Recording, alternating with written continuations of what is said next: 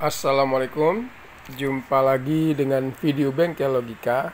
Kali ini adalah kita coba belajar menganalisa kerusakan dari mic wireless merek Shure, dimana dari hasil pengamatan mic ini menggunakan IC regulator.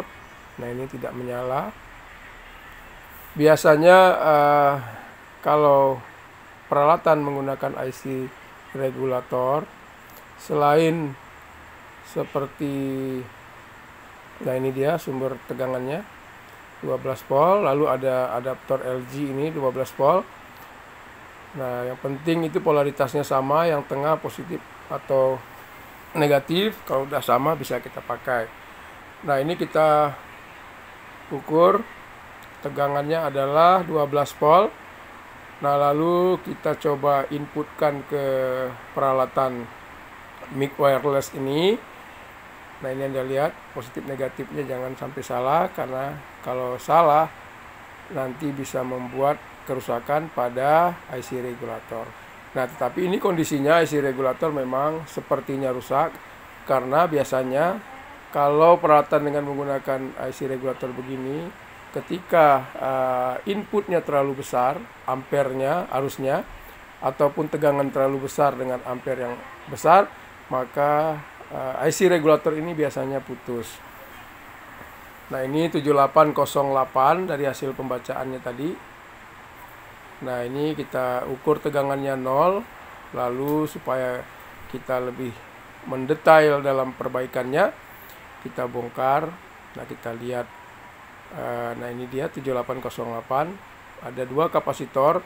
Yang satu besar itu adalah input dari adaptor masuk, lalu output keluarnya ada kapasitor kecil.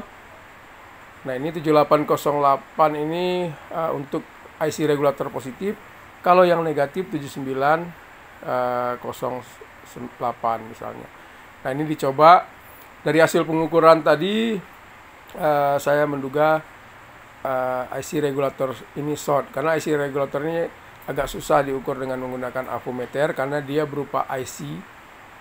Nah, ini kita ukur inputnya apakah ada tegangan. Kita pastikan lagi seperti ada yang longgar. Nah, ini ada tegangannya 12 volt. Jadi kadang-kadang kita ukur 0 padahal konektornya longgar. Nah, ini kita ukur ada tegangan 12 volt di situ.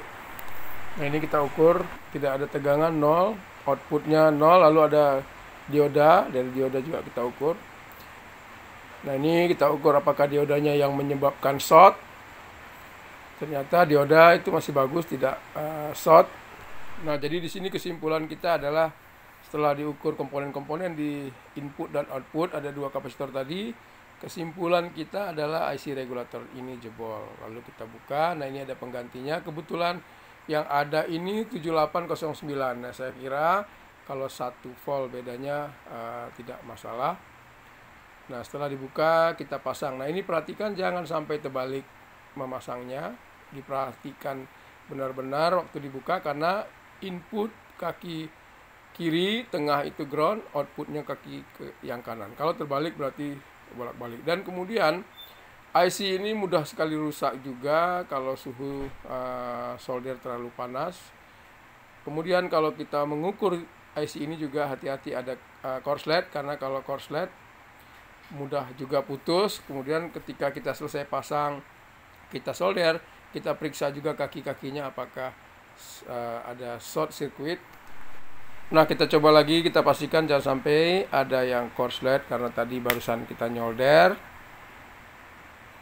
Nah, kalau sudah, kita coba pasang kabel tegangannya.